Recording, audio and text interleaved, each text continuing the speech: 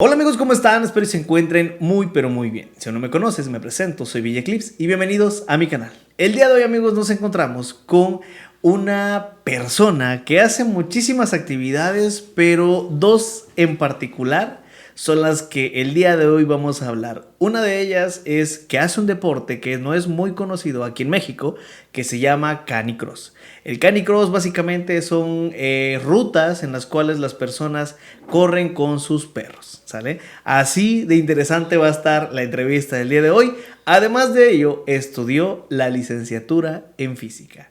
Así que, sin más por el momento, amigos, les presento a mi querida amiga Chio. Sin más por el momento, comenzamos.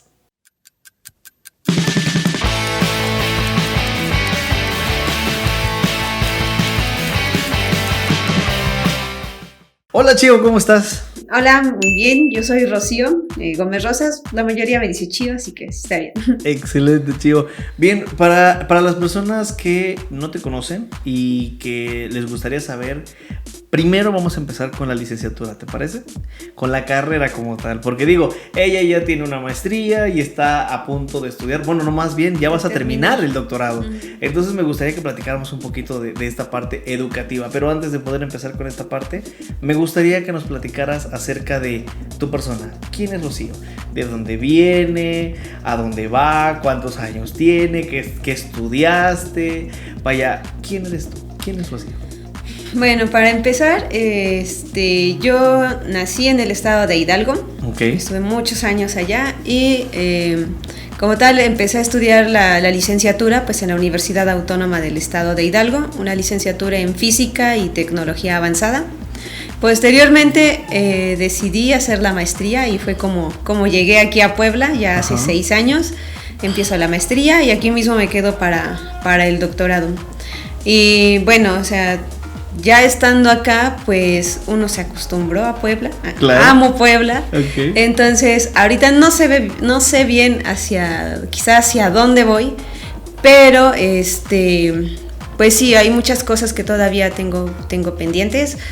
Como mencionaron al principio, igual practico un deporte. Ese deporte lo conocí aquí en Puebla, entonces de alguna manera me ata acá.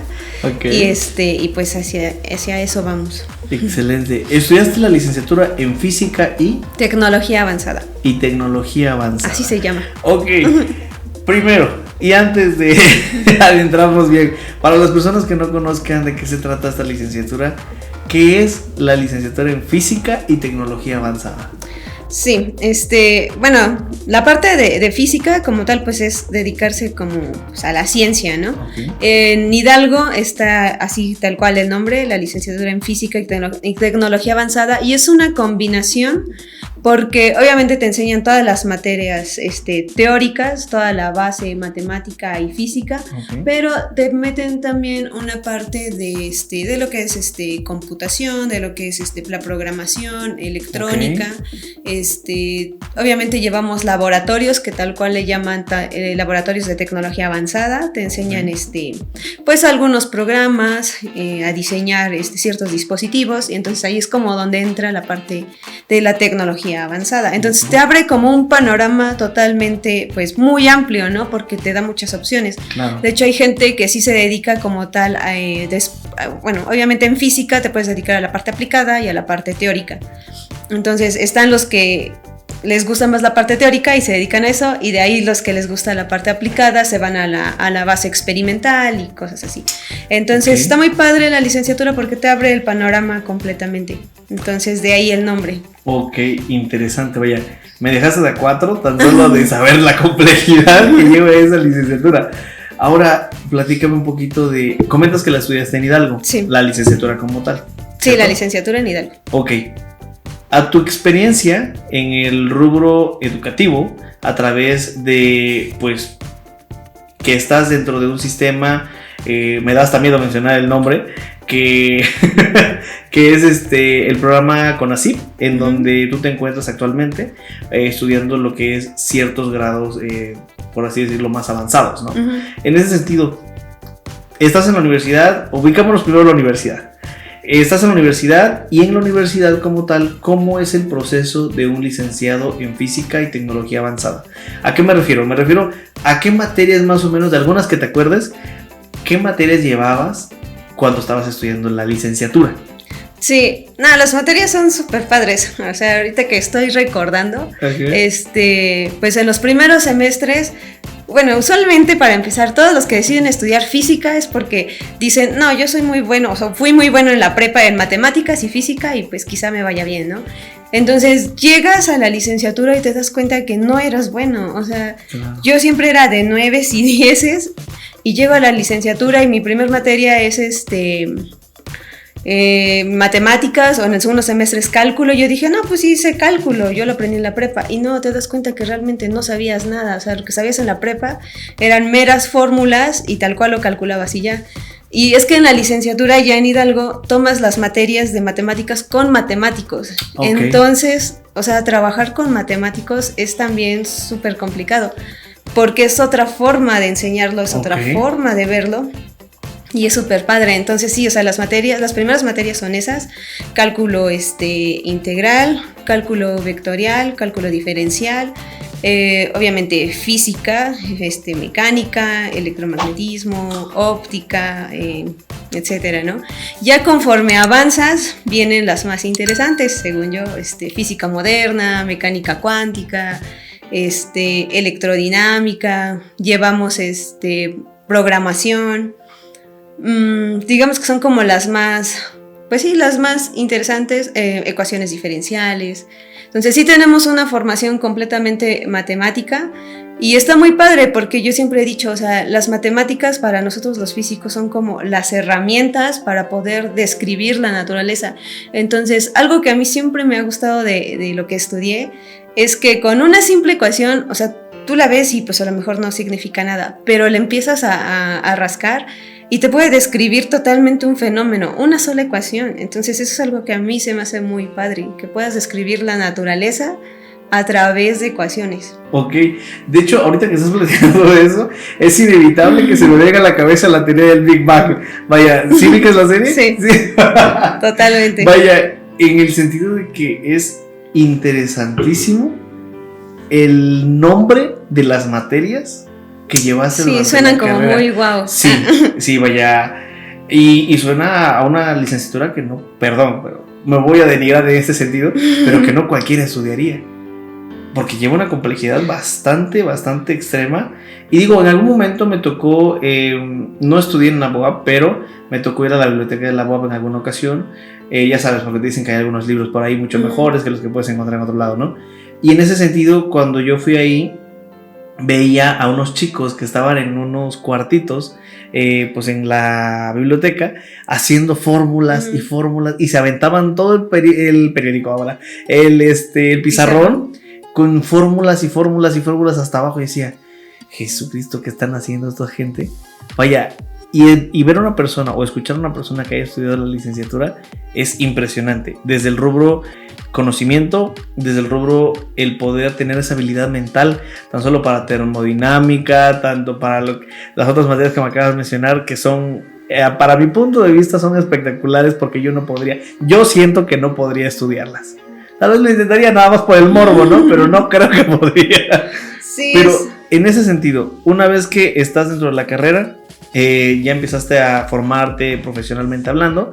Una vez de que estás culminando con la licenciatura, llegas al punto de culminación de la licenciatura, ¿y cuál es su proyecto? Digo, porque por ejemplo, a nosotros como tal, a las carreras comunes y normales, normalmente nos piden una tesis, una tesina, ¿ustedes hacen lo mismo o hacen algún proyecto o cómo funciona? Sí, me parece que ahorita no sé, ya tiene 6 años que salí, no sé si hayan cambiado los requisitos.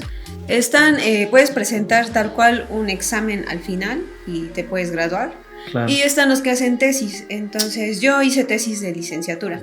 Ok, hiciste tesis de licenciatura. Sí. Ok, con sinodales y todo. Sí. Okay. O sea, y me dijeron, o sea, es como lo más recomendable. Ellos te dicen, o sea, si te vas a dedicar a esto, eventualmente vas a tener que hacer una tesis. Claro. Y si te vas a dedicar a la investigación, pues tienes que hacerlo, ¿no? Entonces los profesores sugieren mucho la titulación por tesis. Entonces dije, ok, pues sí la voy a hacer. Es tesis individual, porque en algunas otras licenciaturas a veces las hacen como grupales. Pero no, allá es tesis individual, entonces sí la hice. De hecho fue sobre, es que como que me he estado moviendo o sea, dentro de la física me he estado moviendo como entre área y área. Esa vez hice algo sobre, era un poco de física aplicada. Bueno, entre comillas, porque como tal no lo llevé al experimento. Pero tenía que ver con simulación de haces de partículas, y lo que estábamos viendo era cómo se podía aplicar a las radioterapias. La radioterapia, Ajá. ok. Entonces, esa es una parte muy padre porque todo tiene una aplicación. Entonces, nosotros hacíamos la simulación, lo hacíamos con diferentes partículas, con protones, con iones, ya ni me acuerdo de qué tipo de iones. Y veíamos cómo había algo que se llaman como curvas de Bragg. Okay. Que es como, o sea, entra la particulita, hacíamos la simulación de que entraba sobre el tejido humano, y lo que se quería era hacer como el mínimo daño posible al tejido sano. Entonces se veían precisamente las curvas, ¿no? Cómo iba dejando cierta energía sobre el tejido, y había un punto donde la energía como que tal se disipaba más. Entonces lo que queríamos era eso, que evitar el daño al tejido sano, y que solamente el haz llegara al tumor, ¿no? Okay. Entonces era una simulación que nosotros hicimos con diferentes partículas, y quizás se pudo haber llevado más allá si me hubiera dedicado a esa parte, pero ahí quedó. Ok, o sea, se quedó solamente en teoría. Uh-huh. Interesante. En el tema laboral, platícame. ¿A dónde les dicen que pueden laborar una vez que egresen de la licenciatura en física y tecnologías avanzadas? ¿En dónde pueden laborar? La licenciatura hace mucho énfasis en la investigación. Entonces sí te dan como la opción de, ok, si quieres termina la licenciatura y te puedes dedicar a lo mejor a dar clases a nivel básico o medio superior. Pero, o sea, sí, desde que entras, sí, te enfocan mucho a eso, ¿no? De que te dediques a la investigación, te empiezan a decir que hagas una maestría, que hagas un doctorado, y que, pues en sí que hagas eso. Entonces, uno empieza, pues como a tomarlo en cuenta, que de hecho fue justo lo que me pasó, y dije, no, es que sí me gusta la investigación, y toda la licenciatura es básicamente enfocada a eso. Entonces, de hecho también por eso mucho énfasis en hacer tesis, porque desde la tesis empiezas a un poco a hacer la investigación. Obviamente está el asesor, que en la licenciatura te apoya bastante, pero por eso mismo se hace lo posible porque los estudiantes hagan una tesis. Porque sí, o sea, es como mucho enfoque a la parte de la investigación. Ok. Uh-huh. O sea, la gran mayoría de sus rubros laborales más en la investigación. Sí. Ok, o sea, no sé, laboratorios, centros. Sí, laboratorios, trabajar, por ejemplo, en institutos como el que se tiene aquí en la UAP, el Instituto de Física, que es pues de hecho es bastante reconocido. O astronómicos. Por ejemplo, institutos como el que está acá el INAOE, o gente que se va, por ejemplo, al CIMBESTAF. Entonces, sí, es como muy, muy enfocado a la investigación, la licenciatura. Ok, interesante. Ahora, sales de la universidad, terminas la licenciatura como tal e inicias la maestría. ¿Cómo es este proceso? ¿Cómo decidiste? Porque hasta el día de hoy ya vas a terminar el doctorado, y me imagino que pues ya estás en un proceso muy avanzado dentro del doctorado. ¿Cómo es esta parte de decidir, sabes que me quiero dedicar a la educación? O sea, a la preparación educativa constante hasta el grado en el nivel en el que estás actualmente. ¿Cómo lo decidiste? ¿Cómo fue esta parte que dices, quiero la maestría y después vamos por el doctorado? Sí, de hecho, o sea, yo terminé la licenciatura y yo estaba pues súper emocionada y dije, no, sí, o sea, me gusta mucho lo que estoy haciendo, me gusta la física y sí me gustaría llevarlo un poco más allá. Entonces, yo todavía no terminaba bien la licenciatura, ya estaba en el último semestre, cuando se abren las convocatorias. Entonces, para entrar a la maestría, en las mayorías de las universidades te piden un curso propedéutico que dura alrededor de 2 meses, me parece, 1 mes y medio. Entonces, en ese curso propedéutico te evalúan pues ciertas materias, que digamos como las más básicas, son 4. Entonces, si uno lo aprueba, obviamente te hacen exámenes y así, claro, lo apruebas y eres aceptado a la maestría. Entonces, yo entré casi luego. Me aceptan aquí en el Instituto de Física, paso al propedéutico, y para agosto, o sea, yo terminaba la licenciatura por ahí de julio, y para agosto yo ya estaba dentro de la maestría, entonces como que mi proceso fue súper rápido. O sea, termino yo ya, es que uno tiene que ir como midiendo sus tiempos, ¿no? Entonces como yo ya lo venía planeando, dije, me falta tanto para terminar la licenciatura, yo creo que ya solo estaba cursando una materia, entonces hablo con el profesor y él me dice, sí, te doy chance que te vayas a tu propedéutico, siempre y cuando te mantengas en contacto conmigo, me da chance de presentar los exámenes. Entonces yo presentaba exámenes allá en Hidalgo, y estaba al mismo tiempo tomando mi curso propedéutico aquí en Puebla.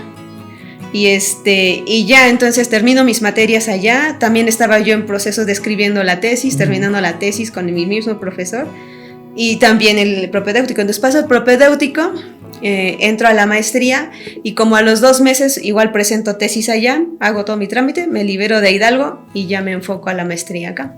Entonces sí, como que todo fue muy rápido. Yo termino allá mis materias en julio y para agosto yo ya estoy aquí dentro del programa de maestría. Pero sí, o sea, ahí sí como que todo lo planeé, o sea, dije, reviso bien convocatorias ahora sí, y sí, todo fue rápido. Ahora, para entrar sobre la beca CONACYT, no es tan difícil, o sea, una vez dentro de la maestría es casi seguro que te den la beca, por lo mismo de que somos muy poquitos. Entonces, porque en otros posgrados, cuando son más estudiantes, a veces las becas no son para todos, entonces como que se escogen a ciertos estudiantes. Acá no fue tanto el problema porque realmente éramos pocos, creo que éramos alrededor de 5 o 6. ¿En serio? Sí. Entonces, ya sabíamos, ¿no? Que una vez aprobado el propedéutico y aceptado en el posgrado, ya estabas dentro. Ya estábamos con beca CONACYT segura. Pero en esa parte, ¿la beca CONACYT solamente es para gobierno? Sí, es de universidades públicas. Solo universidades públicas. Entonces pregunto esto porque tal vez va a pasar de que va a existir una persona que está viendo el video que va a decir, ay, yo estudié una maestría en una escuela privada, yo también puedo aplicar, ¿no? Es que tiene CONACYT, no recuerdo cómo se llama el nombre, creo que es programas de calidad o algo así. O sea, tu posgrado tendría que estar dentro de ese programa. Si el posgrado no es, o sea, porque puede haber maestrías en otras universidades públicas, pero si el programa no está dentro, pues CONACYT no te da la beca, entonces tiene que pertenecer al programa de posgrados de calidad o algo así. Entonces, y obviamente CONACYT hace evaluaciones a esos posgrados. Evaluaciones, no sé si son cada semestre o cada año, pero sí ya están haciendo evaluaciones constantes. Pero, por ejemplo, si alguien quisiera estudiar o tener la beca, más bien, tener la beca CONACYT, no, es CONACYT, ¿no? Sí, CONACYT. Ajá. Que quisiera tener la beca CONACYT, ¿qué necesita hacer para poder tenerla? Meterse a un posgrado de calidad. Bueno, verificar eso, que su posgrado esté dentro de los programas de calidad. Obviamente cada instituto te pide ciertos requisitos para ingresar, aprobar los requisitos que el instituto pida, y pues ya, básicamente eso. ¿Y tener la licenciatura con título o no? Es que eso ya entra en los requisitos que te pide el instituto. Por ejemplo, cuando yo entré, aún no tenía el título, pero me dan como una prórroga, ¿no? Me dicen más o menos cuándo te vas a graduar. Ya les dije, pues ya me dicen, pues tienes tal fecha para entregarme tu título y tu cédula. Ya. Excelente. Ahora, llegas a terminar la maestría, entras al doctorado. A mí siempre me ha causado mucha curiosidad las personas que estudian un doctorado, más por el tema de no saber qué hacen dentro de. En tu caso, sabemos que desde la esencia, que es la licenciatura o la base, ya llevas lo que son partes de investigación. ¿Qué hacen en el doctorado entonces? Porque digo, si ya lo llevas desde el inicio, pues ¿sigue siendo investigación? Sí, de hecho en la maestría también hice tesis. Entonces, igual hay diferentes formas de graduarse, ¿no? Acá pues igual cuando terminó la maestría yo quise hacer la tesis. Ahí ya me dediqué un poquito a otra cosa, pero sí la hago, y después digo, no, es que sí quiero seguir estudiando, y decido entrar al doctorado. Igual para entrar al doctorado aquí te piden unos exámenes que se le conocen como exámenes generales. Te evalúan 4 materias y ese examen dura una semana. Entonces cada día te hacen un examen, ¿no? Empieza lunes, martes, miércoles, jueves, te evalúan una materia en cada día, y el viernes te hacen un examen oral de los 4 exámenes que te hicieron durante la semana. Ok. Obviamente tienes como una especie de sinodales porque están los 4 profesores ahí y los 4 profesores te pueden preguntar lo que sea, ya sea sobre el examen que te hicieron o sobre otras cosas de las materias. Claro. Y una vez que pasas ese examen, ya estás dentro del doctorado y ocurre lo mismo con la beca CONACYT. Entonces, una vez que estás dentro del doctorado, ya te la vuelven a dar. Interesante. Pregunta, a veces pasa de que las personas no quieren hablar mucho de dinero, pero platícame, si se puede. Sí. Se puede. La beca que tú has tenido o que tuviste, ¿de cuándo? ¿El monto es lo mismo desde el inicial al final? O sea, sea con maestría, a como sea con doctorado, ¿o cambia? No, sí cambia. En la maestría, no recuerdo, creo que andaba alrededor de 11 o 12 mil. Ok. Y bueno, el monto se mantiene estable. Es muy difícil que baje. A veces sube un poquito, dependiendo antes lo medían en salarios mínimos, ahorita creo que se les llama UMAS. Entonces, dependiendo del valor de la UMA, pues va cambiando un poquito, pero pues básicamente es lo mismo. Pero sí, la beca de maestría está alrededor de 11, 12 mil, y en el doctorado ahorita está alrededor de 17. Wow. Ok, fíjate que, pues digo wow porque no es un mal, si lo quieres ver así, salario o beca, porque pues no es mal. Hay trabajos que pagan mucho menos, claro, y que pues... Y te exigen mucho tiempo, mucho sobre todo. Es correcto. En esa parte, me gustaría que nos platicaras ahora, cambiando ya la sintonía, cambiando ya la parte educativa, la parte de cómo fue que entraste, por qué entraste. Me gustaría, pero antes de iniciar con el tema de tu deporte, de lo que has hecho, y que ha sido un mundial de canicross, que ya has sido representante de México, entonces es bastante importante. Antes de entrar a ese tema, que me interesa mucho también, me gustaría que le dijeras un consejo a una persona que quiere estudiar la misma carrera que tú. ¿Qué son las bases? ¿Qué tiene que saber? ¿Cuál sería tu mejor consejo para un chico que diga, me interesa la licenciatura en física y tecnologías avanzadas? Pues que lo hagan. O sea, muchas veces yo lo viví. Yo decía, pues voy a estudiar física, y me decían, es que ¿qué vas a hacer, no? ¿Qué vas a de qué vas a trabajar después? Y a lo mejor al final uno se va a dedicar a dar clases, independientemente ya sea en el nivel que lo tengas que dar, pero como mencionamos hace rato, o sea, a nivel conocimiento, en serio que vale totalmente la pena. Entonces mi consejo es ese, que si les gusta la ciencia, les gusta esta parte, pues que lo hagan, porque creo yo que en el país en el que estamos es justo lo que necesitamos, gente que aprenda a pensar, que aprenda a criticar y que aprenda a hacer las cosas pues como se deben de hacer, bien. Entonces creo yo que es una de las carreras que te permite hacerlo. Entonces ese sería mi consejo. Que les va a costar, sí, y siempre, mucho, y yo creo que eso en todas las carreras, y no se dejen engañar, porque les digo, la mayoría de los que entramos a la licenciatura decimos, es que somos muy buenos en física y matemáticas. Entras y te das cuenta que no, o sea, les digo, yo era de 9 y 10 y entro a la licenciatura y un 7 y ya era así como, gracias, porque realmente me costaba, yo valoraba mucho mis 7. Claro. O sea, hubo materias que era así como, sí saqué 7, pero... Son mis 7. Pero realmente luché por él, ¿no? Claro. Entonces, vale totalmente la pena. Así que, si alguien está animado en hacerlo, adelante. Ahora sí, vámonos al punto fuerte, que es el punto que quería platicar contigo desde el inicio de la entrevista. Pero, evidentemente, lo mejor se tiene que dejar para el final. En esta parte, platícame un poquito. Canicross, ¿qué es ese deporte? Porque cuando lo puse en la publicidad de que preguntaran cosas, primero, ¿qué es? Claro. Al final del día creo que es un deporte que cuesta mucho entenderlo por la poca visualización que tiene. En ese sentido, primero, ¿qué es canicross? Sí, como bien mencionas, es un deporte que aquí en México realmente tiene muy poco tiempo, yo creo que alrededor de unos 10 años. Como tal, el deporte es el mushing, y ya dentro del mushing pues hay varias modalidades, dentro de ellas el canicross, que es justo el que yo practico, el bikioring, el scooter y el rig. Entonces, ¿qué es? Este deporte viene inspirado en los perros de trineo. Entonces, es un deporte, para empezar, sí, obviamente extranjero, ¿no? Sí, claro. Entonces, México, pues, ¿dónde, no? Acá. Entonces, es justo lo que, o sea, es de donde viene, ¿no? De los perros de trabajo, los perros que tiraban, y se traslada a otros países.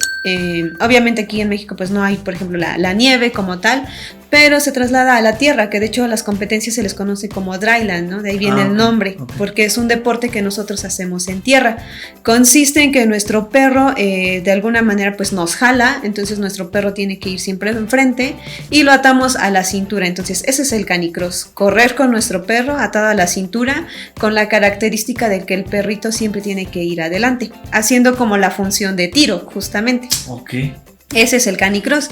Las otras modalidades pues son similares. El bike jogging es con la bici y el perro jalando la bici. El scooter es una especie de patín del diablo. Entonces se sube la persona y el perrito va jalando enfrente. Y el rig es ahí sí es como una especie de trineo, pero obviamente con ruedas, como una carretita. Entonces son es un vehículo de 3 ruedas y va jalado de entre 4 y 6 perros. Entonces es como lo más parecido al trineo, ¿no? El rig. Esas son las modalidades que hay dentro del mushing, y particularmente pues el canicross, ¿no? Yo practico el canicross, que es correr con el perro. Ahora, en esa parte, hasta donde yo sé, para las personas que no sepan, Chio ya estuvo como seleccionada nacional y fue a competir a un mundial, si no me equivoco, a Francia, ¿no? Francia. Ok, platícame, porque digo, hay personas que tal vez ni de chiste han conocido este deporte. ¿Cómo se va a un mundial de canicross?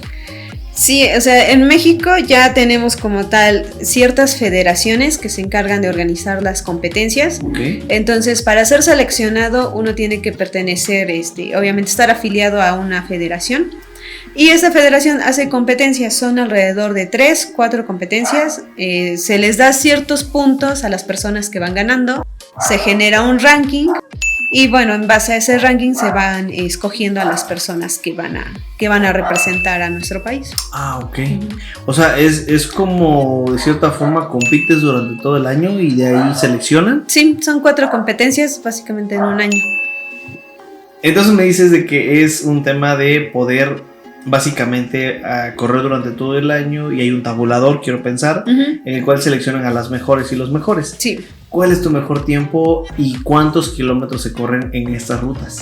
Se corren alrededor de pueden ser 3 kilómetros, 5 y 7, entre 5 y 7 más o menos.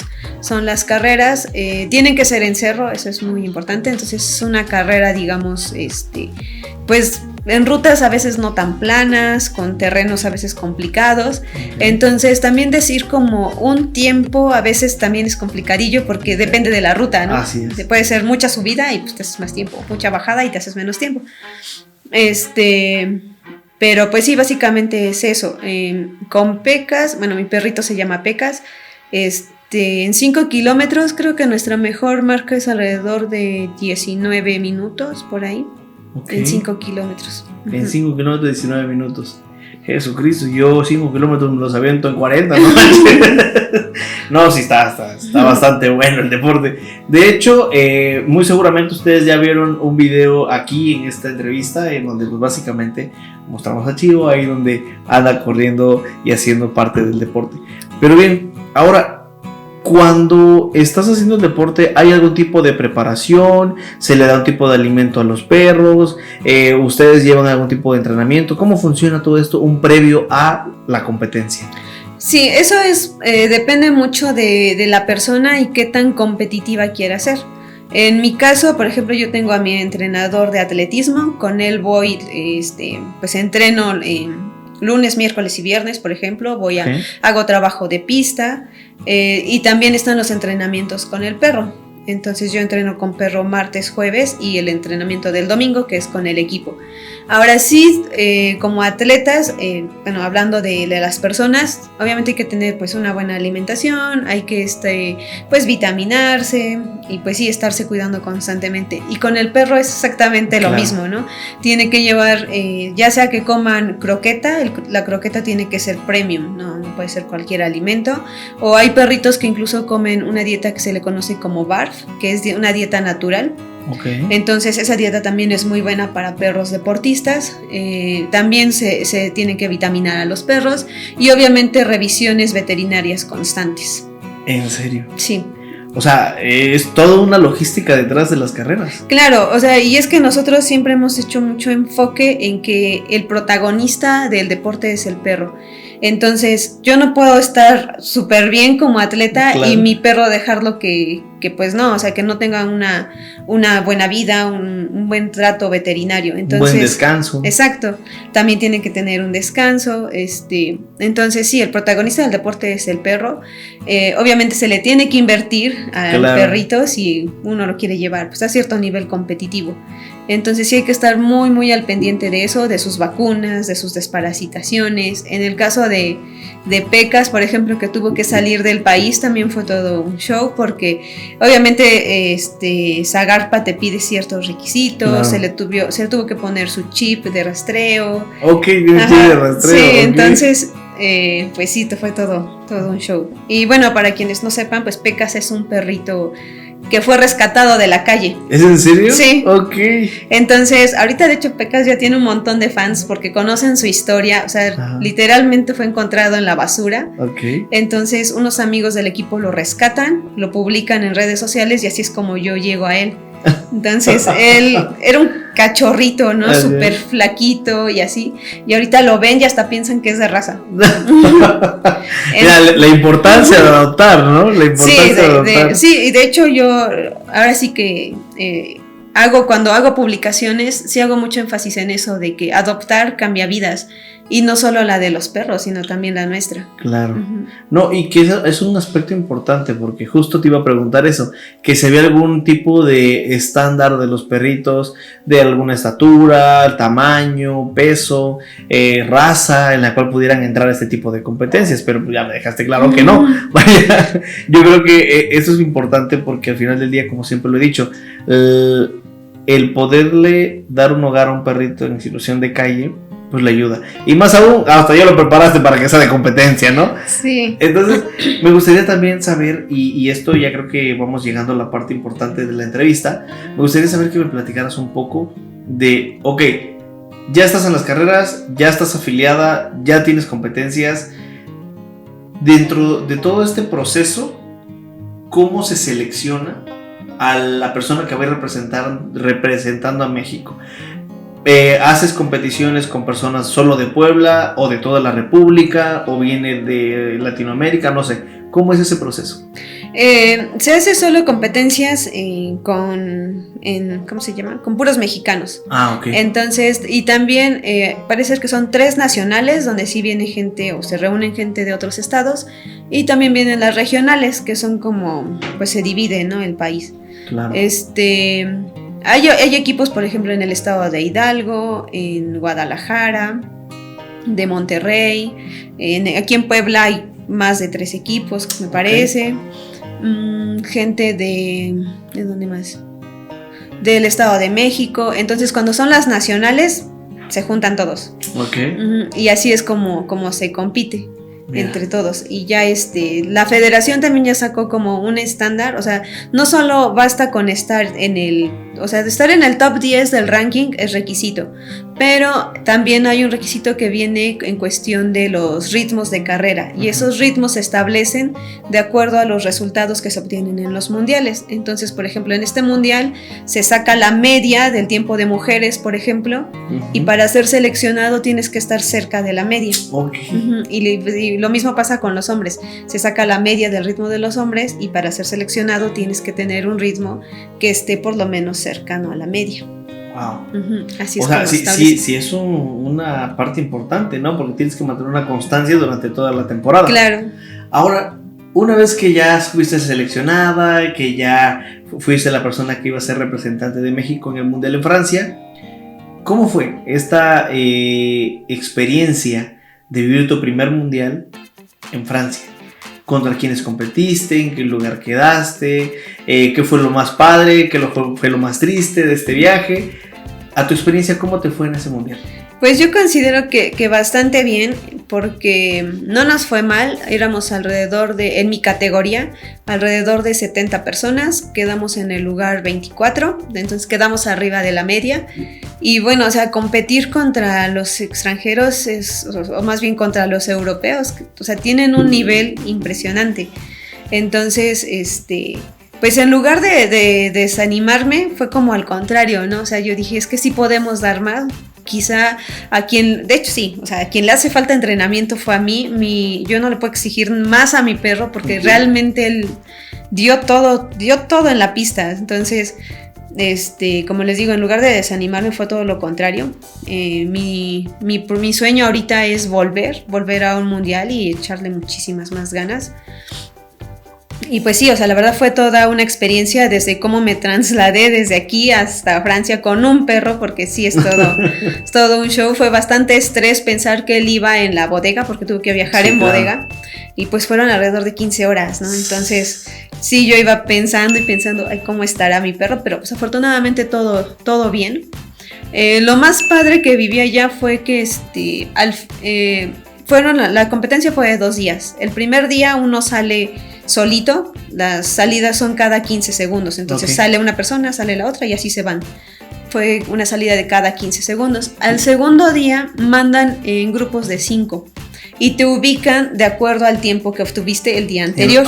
Entonces yo me formo y volteo y veo a las personas con las que iba a correr, obviamente casi el doble del tamaño que yo, con unos perrotes, y yo dije, me voy a ir con ellas, ¿no? Y al principio sí sentí como una especie de intimidación, porque sí yo las veía bastante grandes. Claro. Y dije, no, o sea, si yo estoy aquí es porque tengo un ritmo parecido al de ellas y pues por algo quedé en este lugar, ¿no? Y sí, o sea, la salida fue, y dije, no, me les voy a pegar todo el tiempo. Y fue bastante complicado porque ¿cómo rebasas a una persona que tiene tu mismo ritmo? Entonces fue bastante complejo esa parte. Y pues al final nos fuimos las 5 y llegamos casi las 5 al mismo tiempo a la meta. Entonces fue padre porque dije, a pesar de que son mucho más grandes que yo, pues pude mantenerles el paso durante toda la Y que llegaste a los 20 de 70 y tantos, ¿no? Sí, o sea, realmente nos fue bastante bien. Y tuvimos bastante comentarios de otras personas que nos dijeron, o sea, sí pueden dar más. Tu perro es impresionante. Eso era lo más padre, porque decían, es que tu perro es impresionante. O sea, tiene una fuerza y un tamaño, tiene todo para darlo. Incluso me decían, ¿qué raza es tu perro, no? Y yo les decía, no, pues lo recogí de la calle. Pero sí, bastante padre. Ya estamos en la parte final, en la recta final de esta fantástica entrevista. De antemano, Chio, muchísimas gracias por haber estado aquí con nosotros, por hacerte perder el tiempo, para que nos cuentes de tu licenciatura, de tu maestría, de tu doctorado, así como también pues del tema que hoy en día realizas, ¿no? Que es este tema de Canicross, ya estoy diciendo como dulce, ¿no? De Canicross, en donde pues es un deporte que creo que se le tiene que dar mayor difusión, mayor entendimiento, porque creo que México sería un muy buen lugar donde se pudiera desarrollar mucho mejor este tipo de competencias por el tema de los tipos de terrenos que existen aquí, ¿no? Creo que tendríamos un buen potencial en ese sentido. Pero bien, ya para finalizar estamos platicando de el tema de tus redes sociales y si te pueden donar, no sé, croquetas para tus competiciones, ropa o dinero para que vayas a diferentes eventos, no lo sé, eso pues ya tú me vas a decir. Claro, sí, o sea, por ejemplo, ahorita que fui seleccionada, sí tuve apoyo, pero fue más como de amigos, de familiares, por lo mismo de que, como mencionábamos, es un deporte que aún no es tan conocido, entonces como que a veces a la gente le cuesta trabajo dimensionar lo que es este deporte, entonces el apoyo sí es mínimo. Entonces si alguien está interesado, pues, o sea, todo el apoyo es bienvenido. Obviamente agradecemos mucho este tipo de entrevistas porque pues lo que queremos es precisamente eso, ¿no? Que se dé a conocer, que se establezca o que en México lo vea la gente como lo que es un deporte. Y bueno, eso es lo que se busca. Entonces, pues sí, si están interesados en apoyarnos, nosotros pues, o sea, hemos llevado a cabo un entrenamiento bastante duro, le estamos echando bastantes ganas y pues vamos a tratar de volver a ser seleccionados y de representar a México lo más dignamente posible. Entonces, por ese lado estamos bastante comprometidos. En cuestión de mis redes sociales, pues me encuentran fácilmente como Rocío Gómez Rosas, entonces no hay pierde, así aparezco tanto en Facebook como en Instagram.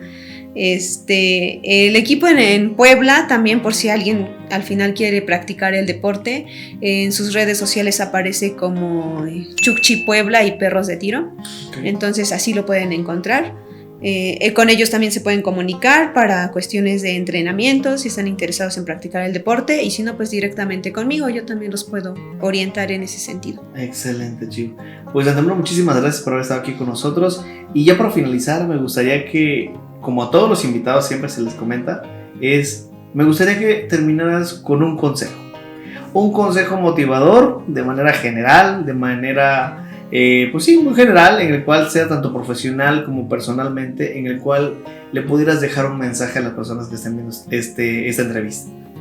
Pues mi consejo es que nunca se den por vencidos, que a veces nuestros sueños parecen pues imposibles o difíciles, obviamente todo va a ser difícil, pero yo me he dado cuenta que tanto así como pude terminar mi maestría, como estoy por terminar un doctorado, como de momento me metí en el deporte y dije quiero algún día ser seleccionada, hay que trabajar duro. Claro. Entonces no se den por vencidos, si tienen un sueño hay que luchar por ello, obviamente no va a ser fácil, pero con trabajo duro yo pienso que todo se puede. Entonces ese es mi consejo.